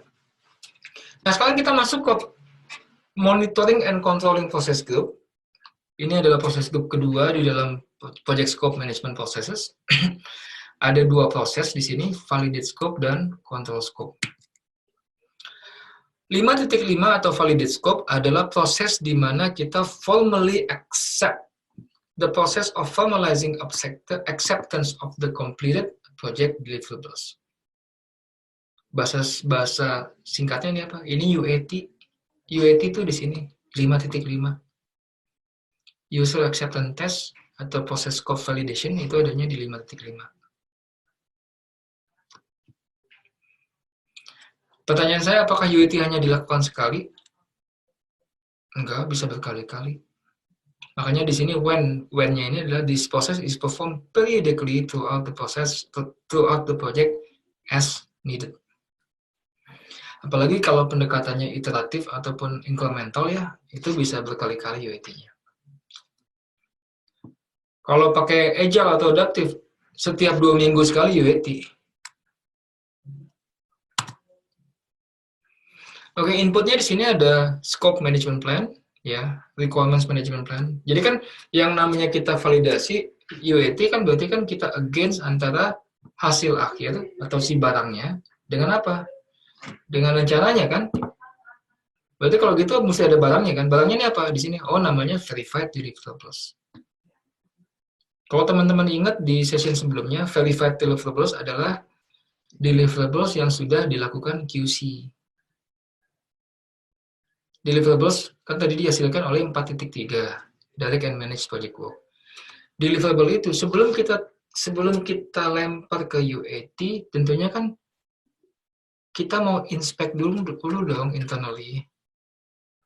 Kita inspect dulu internally, udah oke belum? Jangan sampai barang yang masih ada cacatnya kita kasih ke user, nanti user yang teriak-teriak, ini salah, ini masih salah. Sebaiknya ya sebelum nyampe user kita tes dulu, memastikan bahwa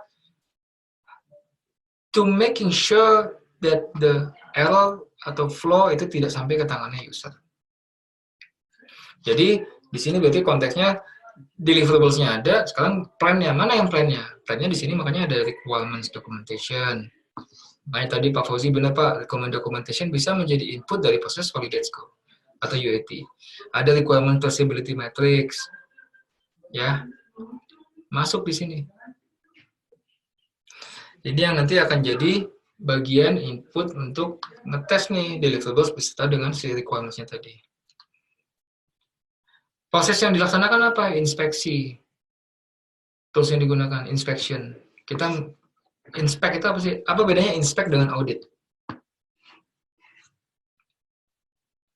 Oke, saya tanya teman-teman nih, apa bedanya inspeksi dengan audit?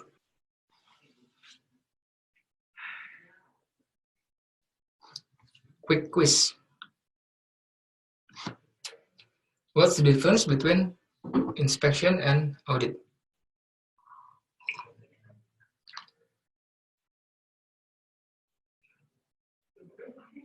Inspect tiba-tiba, audit rencana. Nggak juga, nggak gitu. Audit ada pas dan enggaknya, mungkin ya. Masih kurang tepat, Pak. Inspeksi tiba-tiba, ya ini kayak misalnya inspeksi dari pejabat gitu. Enggak, bukan itu konteksnya di sini. Oke. Yang membedakan antara inspeksi dengan audit adalah objeknya. Yang membedakan antara inspeksi dengan audit adalah objeknya. Inspeksi, objek yang diperiksa adalah deliverables. Inspeksi, yang dicek adalah barangnya, bandanya, softwarenya, apapun itu. Deliverables intinya. Inspeksi itu lebih dekat kaitannya dengan QC. Quality Control. Nanti kita akan bahas beberapa sesi selanjutnya. Oke. Inspeksi itu objeknya adalah barang. Audit objeknya adalah proses. Yang diaudit adalah proses Anda. Bagaimana Anda mengerjakan pekerjaan, bagaimana Anda menghasilkan deliverable, itu sudah memenuhi rencana ataupun quality plan belum? Atau compliant nggak dengan regulation yang ada? That's audit. Audit itu objeknya adalah proses. Inspection, auditnya adalah deliverables. Clear ya? Nah, jadi yang di sini yang digunakan adalah inspection. Kenapa inspection? Ya karena kan barang yang dicek, deliverable-nya yang dicek. Deliverable-nya dicek, nanti begitu lolos inspection, dia akan menjadi berubah yang tadinya verified deliverables, namanya berubah menjadi accepted deliverables. Verified deliverables yang tadinya sudah di-inspect internally untuk ngecek supaya nggak ada fault. Saat ini di-validate scope, di-inspect oleh user, di-UAT oleh user, dan diterima oleh user sehingga menjadi accepted deliverables. Sekarang pertanyaan, kalau tidak diterima gimana? Kalau dia tidak diterima, itu akan men-trigger namanya change request. Akan men-trigger yang namanya change request. Berarti bisa jadi ada rework, atau ada scrap, bisa jadi ini mesti dibuang, bikin baru lagi, atau apapun. Intinya mesti ada corrective action. Itu validate scope. Oke, di mana output utamanya adalah adanya accepted deliverables kalau dia diterima, change request kalau tidak diterima. Jadi mesti ada corrective action. Proses 5.6 atau proses terakhir di dalam project scope management adalah proses di mana kita memastikan project kita ini scope-nya ke-manage dengan baik. Basically, control scope memastikan bahwa scope di dalam project kita itu tidak bengkak tanpa pengetahuan atau tanpa terkontrol oleh kita.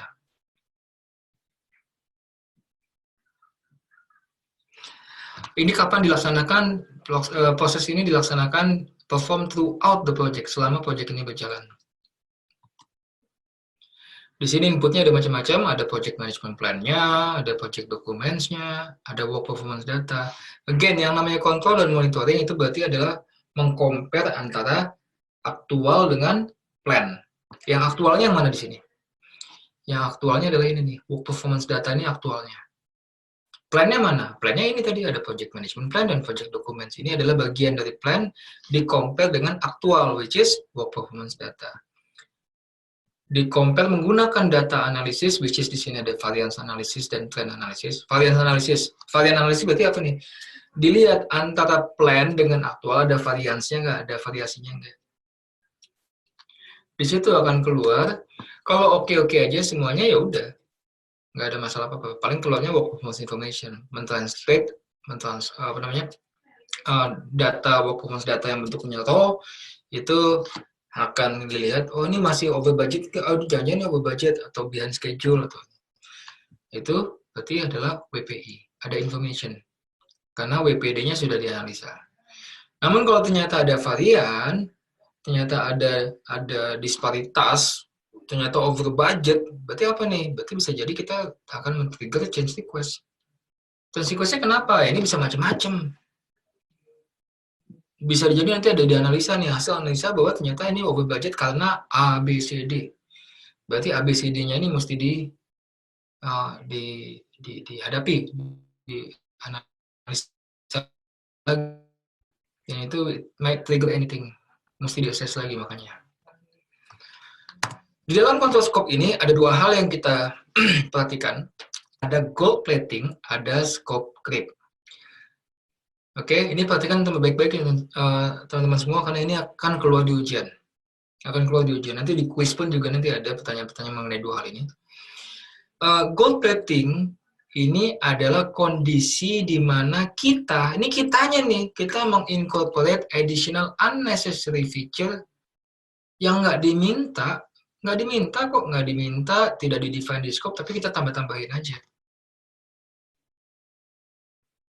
Kitanya yang terlalu pecicilan bahasanya, nambahin dengan berasumsi bahwa, berasumsi bahwa ini klien pasti suka nih. Oke. Nah, permasalahannya dengan gold plating apa? Permasalahannya dengan gold plating adalah penambahan fitur-fitur yang tidak perlu ini bisa jadi malah nantinya mempengaruhi fitur-fitur yang sebenarnya diminta, bisa jadi malah kena impact, kena dampak. Malah bisa jadi nggak berfungsi dengan baik jadinya fitur yang utamanya. Oke. Nah, yang satu lagi adalah scope creep. Kita sempat nyinggung bahwa control scope ini kan adalah bagaimana kita memastikan scope di dalam proyek kita itu termanage dengan baik. Nah, scope di dalam proyek kita itu bisa berubah nggak sih? Bisa. Nah, perubahan itu, ada perubahan yang memang, let's say ada perubahan besar, ada trigger, baik dari user ataupun dari kondisi, ada kondisi yang men-trigger suatu perubahan besar. Kalau perubahan besar itu masih lebih oke. Kenapa masih lebih oke? Karena kelihatan, visible. Perubahan besar itu pasti akan visible, akan terlihat oleh banyak stakeholder atau banyak pihak, sehingga nantinya proses approval terhadap perubahan itu pun juga akan bisa termanage dengan baik. Assessment-nya pun juga, assessment dampaknya terhadap komersial, terhadap scope, terhadap budget, yang lainnya, terhadap schedule, itu juga akan termanage dengan baik. Yang berbahaya adalah scope creep. Scope creep itu adalah penambahan scope kita. Nah, scope kita tuh nambah sedikit demi sedikit, creep. Jadi penambahan yang kecil-kecil yang lama-lama menjadi bukit. Dan scope creep ini biasanya dimulai dengan kalimat sederhana. Boleh dibantu nggak, Mas? Atau Mas tolong bantu dong, ini tambahan ini dong. Jadi yang tadinya mungkin kecil, harmless, kelihatannya nggak apa-apa sih, nggak repot kok, dia tambahin aja deh, ikutin aja gitu. Tapi kalau tidak termanage dengan baik, lama-lama oke? Nah, berarti kalau begitu apakah semua perubahan request dari yang kecil-kecil ini langsung ditolak gitu aja? Enggak juga. Itu makanya di sini diperlukan interpersonal skill-nya PM di sini. Oke? Nah, I believe this is the last, ini last slide terakhir untuk scope management. Total 37 slide untuk scope management, nggak sebanyak kayak kemarin. Kita masih ada waktu. Saya open dulu question untuk teman-teman yang mau bertanya. Kalaupun ada mungkin kalau misalnya ada teman-teman yang mau bertanya langsung, mau open mic, tolong informasi biar saya buka mic-nya. Kalau enggak, mungkin masih lebih nyaman. Kalau lebih nyaman nanya di chat juga silakan.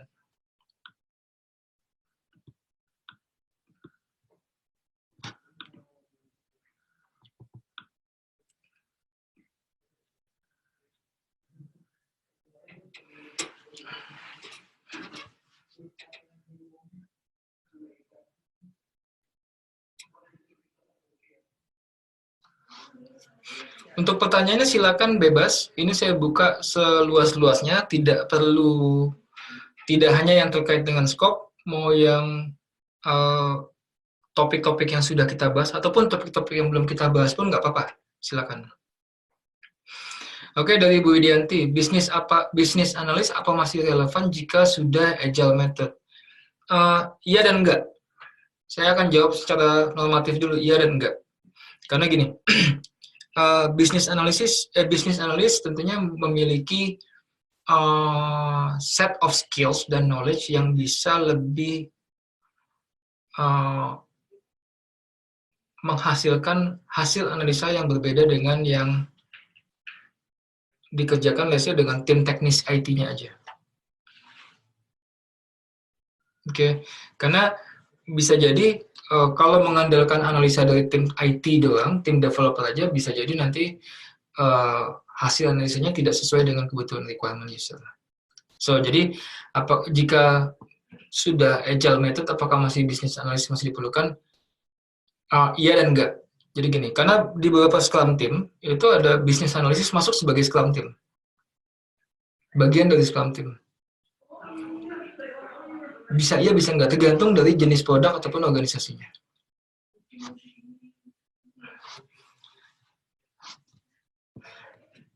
Oke, Pak Fauzi. Pak mau nanya, contoh di mana project scope mempengaruhi product scope? Itu bukannya limiting product berdasarkan project biasanya apa ya? Tunggu. Project scope bisa mempengaruhi product scope.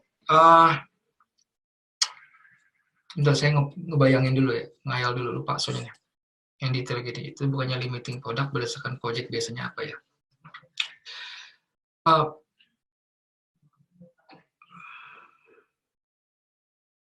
Mungkin gini. Mungkin ya, ini salah satu contohnya aja. Let's say kita sudah berdasarkan requirement yang kita dapat dari user dan stakeholders, kita sudah dapatkan karakteristik produk yang kita mau bangun, karakteristik spesifikasi detail A sampai Z. Oke. Lalu setelah itu kita coba tentukan dari sisi project bagaimana atau apa aja langkah-langkah yang kita harus deliver supaya karakteristik A sampai Z itu kita bisa deliver semua. Oke? Ternyata pada saat itu kita lihat bahwa let's say, saya ambil yang contoh mana dulu? Oke, begini.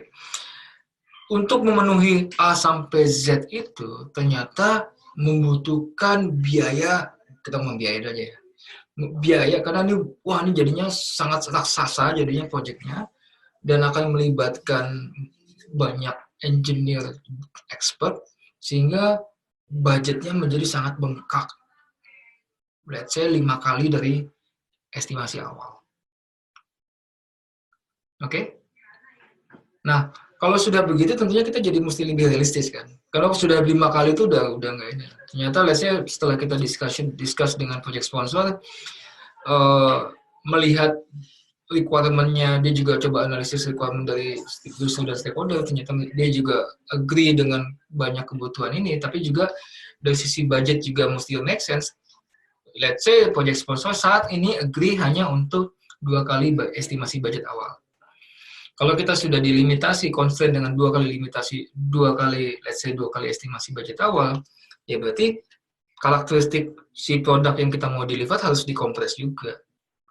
Nggak bisa A sampai Z lagi, mungkin A sampai M atau A sampai P, mungkin seperti itu. Jadi project scope product scope di-define, itu mendefine project scope ternyata dilihat lagi analisis realistisnya, ternyata nggak begini nih, bisa mempengaruhi product scope. Itu contohnya Pak Fauzi, itu contoh sangat sederhana dulu. Itu baru dari sisi cost. Nanti bisa lagi dari sisi, bisa jadi juga dari sisi schedule mungkin, bisa dari sisi quality, bisa jadi juga dari sisi resources mungkin. Dari Ibu Dianti ada pertanyaan, dalam iteratif project, bagaimana susun project contohnya? Karena scope terus nambah selama project karena dibuat dalam sprint. Oke.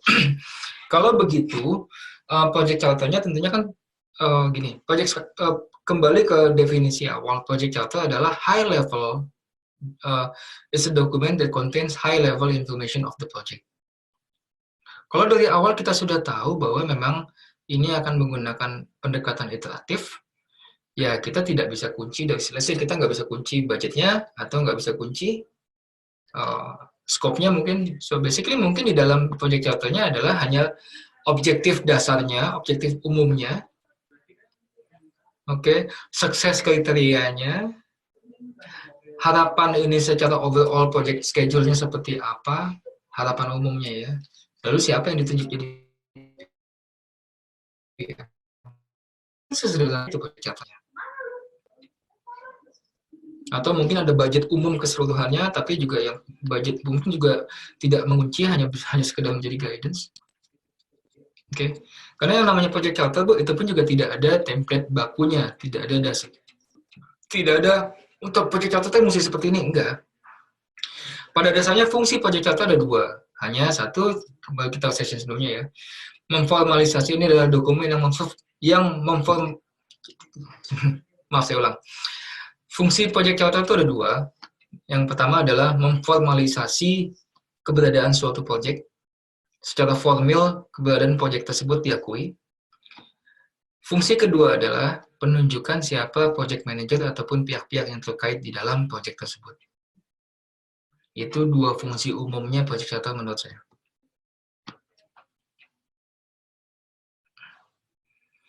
Untuk ujian PMP, kiblatnya masih ke project method waterfall ya? Nggak juga.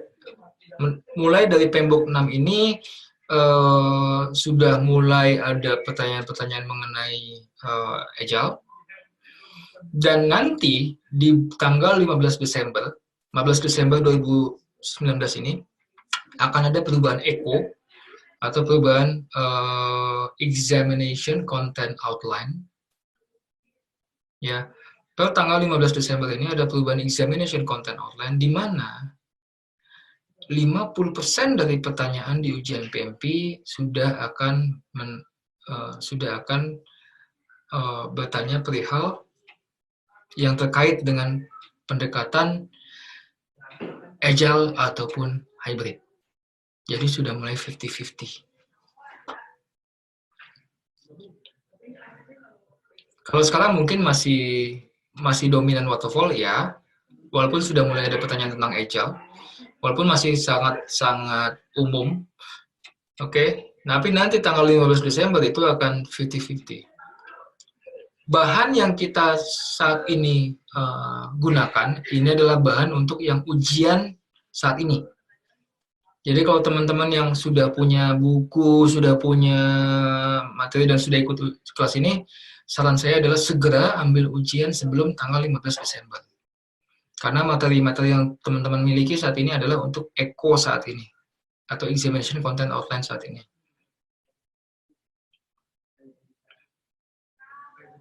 Dan terus terang perubahan ECO ini, saya udah beberapa kali mengalami perubahan ECO ya, semenjak saya ngajar dari tahun 2013. Setiap kali perubahan ECO ataupun perubahan PMBOK selama ini tidak terlalu signifikan, perubahan ke ujian PMP-nya. Namun, semenjak perubahan ke PMBOK 6 dan perubahan ECO ini akan lumayan signifikan. ECO yang kali ini berubahnya cukup signifikan, makanya ini sangat menarik, we're very excited on the community right now actually. Kita excited ngelihat perubahannya. Pak, kalau mau retake PMP exam ada syarat minimum jeda nggak dari exam pertama dan yang kedua? Oke. Setahu saya, maaf saya agak lupa Pak yang ini, tapi setahu saya nggak ada jeda deh. Setahu saya nggak ada jeda, tapi ada maksimum. Dalam setahun tuh cuma 3 kali ujian. Kalau jeda setahu saya nggak ada, tapi saya bisa salah. Nanti mungkin saya coba konfirmasi lagi. Nanti ada dokumen namanya examination, basically ada kok di websitenya PMI, saya lupa maaf yang detail ini. Itu isinya adalah detail information mengenai exam. Apakah ada jeda apa enggak? Setahu saya enggak. Cuman ada maksimum ngambil ujian setahun tuh 3 kali. Berarti sekali ujian 2 kali retake. Habis itu kalau nggak lulus, nunggu setahun lagi.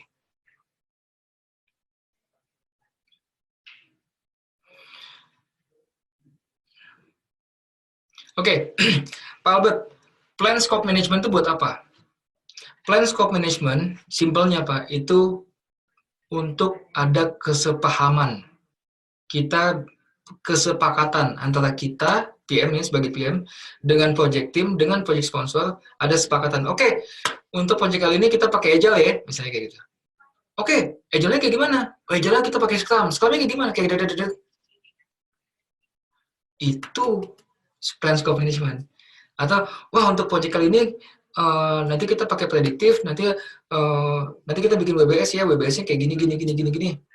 Oh ya oke. Nah itu sederhana itu. Nah kalau nggak ada itu terus langsung collect requirement bisa nggak? Bisa aja. Cuman ada kerugiannya nggak kalau kita tidak menyepakati di awal? Kerugiannya sih kerugian yang paling sangat dasar nantinya adalah miskomunikasi. Ada potensi miskomunikasi. Itu aja. Kembali Pak, di dalam PMBOK itu tidak ada kewajiban semua proses ini dijalankan. Tidak ada kewajiban sama sekali. Tapi kalau tidak dikerjakan, setidaknya kita paham dulu kerugiannya atau benefitnya dari masing-masing proses ini apa. Oke, dalam Scrum apakah masih ada PM ya? Bukannya digantikan oleh Scrum Master? Enggak juga. Scrum Master itu sebenarnya bukan PM. Dan memang konteksnya kalau kita ngomongin Scrum by Scrum Guide ya, tidak ada Project Manager memang. Oke, kalau kita ngikutin Scrum dalam konteks Scrum Guide, tidak ada Project Manager. Otoritas Project Manager di dalam Scrum itu nanti sudah tersplit antara Product Manager, Product Owner, antara PO dan SM. Oke, jadi kalau misalnya mau bertanya secara sakleknya, apakah masih ada PM di dalam Scrum? Udah nggak ada. Tapi apakah PM itu sama dengan Scrum Master? Oh, enggak, beda. Scrum Master itu ada sebagian otoritas atau sebagian kerjaan project manager dikerjakan oleh Scrum Master, ada lagi sebagian dikerjakan oleh product owner. Jadi di spread. Bahkan sebagian lagi masuk ke developer team. Pak Albert, jadi kalau lingkup bisnis ini meeting dengan project team dan sponsor ya baru kita ke klien untuk bentar ya Pak ya pertanyaannya. Jadi kalau lingkup bisnis ini meeting dengan project team dan sponsor ya baru kita ke klien untuk requirement assessment. Iya Pak. Oh ini lanjut yang tadi ya pertanyaan plan scope management. Iya Pak betul Pak. Jadi ini menyepakati kita nih kita dengan tim dengan sponsor ya biar kita juga satu kesepakatan sebelum ketemu klien. Apalagi kalau kita mau ketemu klien. Nggak lucu banget kalau kita debat depan klien kan. Jadi juga ini termasuk kesepakatannya adalah pada saat nanti kita mau collect requirement-nya nih, metode apa yang kita mau gunakan, nanti siapa yang menjalankannya, siapa yang akan memfasilitasinya, nanti siapa yang nyatet nanti itu. Gitu. Bahkan kesepakatan-kesepakatan kayak gitu Pak. Sebenarnya udah kita kerjakan, gitu. Cuma namanya aja yang kok sekarang tiba-tiba ada namanya gitu. Ini yang sesuatu yang akan teman-teman lihat juga nanti sampai session 13 ini teman-teman akan lihat bahwa lah ini mah saya sudah kerjakan gitu. Memang betul begitu. Pak Yohanes, saya mau menanyakan untuk yang materi kemarin untuk 4.3 Direct and Manage Project Work dan 4.6 Perform Integrated Change Control ini. Terkait change request ini, apakah bisa dijelaskan kembali? Karena input dari 4.3 ini adalah approve change request dan output dari 4.6 adalah approve change request. Apakah ini iteratif? Betul, Bapak. Iteratif. Maksudnya konteksnya iteratif adalah ya betul. Pada saat produknya nih, Bapak bikin website, oke, atau bikin software. Terus masuk ke Anda QC, lalu Anda iteratif, Anda UAT. Pada saat Anda UAT, terus ternyata tiba-tiba ada salah, ada flow, ada error. Atau ada sesuatu yang tidak sesuai dengan request atau requirement dari awal. Berarti mesti ada yang dikerjakan ulang kan? Berarti mesti ada yang di change request. Itu kalau yang dari UAT. Atau bisa jadi juga ternyata ada perubahan di tengah jalan Anda masih develop, tiba-tiba klien nelfon Anda, Pak, datang dong, ada yang mau diobrolin nih gitu kan. Datang Anda ngobrol, ini ada permintaan nih dari salah satu direksi gitu. Ada permintaan fitur ini gitu. Memang ini belum termasuk dari skop awal, kita addendum deh nih jadi penambahan di kontrak gitu. Secara komersial kita nambah. Oke. Ya berarti kan ada change request kan? Ada change request dan berarti itu akan men-trigger semua dari awal lagi. Jadi kayak ngulang lagi semuanya. Jadi walaupun pendekatan umumnya kita masih, let's say kita masih menggunakan prediktif, itu bukan berarti prediktif itu benar-benar garis lurus loh. Bisa aja dia ada yang diulang-ulang. Prediktif aja belum tentu garis lurus, pasti ada masih ada kemungkinan diulang-ulang, apalagi yang iteratif, incremental, ataupun adaptif, pastinya semuanya ngulang. Kurang lebih begitu, Pak Yohanes.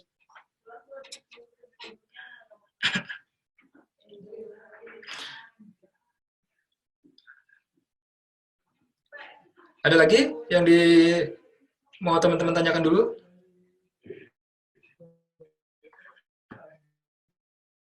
Kita masih ada waktu, alokasi waktu lagi.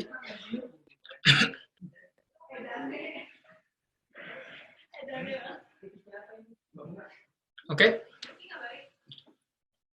Kalau tidak ada, saya cukupkan dulu. Mungkin saya minta izin untuk saya tutup sesi kita kali ini, sesi kelima. Saya cukupkan sampai di sini. Pada hari ini kita sudah membahas mengenai project scope management sebagai materi dari sesi kelima. Termasuk kita juga sudah membahas beberapa pertanyaan rekan-rekan untuk baik itu topik scope management maupun juga yang lain-lainnya. Terima kasih banyak atas partisipasi rekan-rekan semua. This is a very good session, interaktif. Teman-teman juga sangat aktif di sini. Semoga bermanfaat untuk kita semua. Have a good weekend buat teman-teman. Selamat Hari Raya Idul Adha juga. Selamat malam semuanya. Assalamualaikum warahmatullahi wabarakatuh.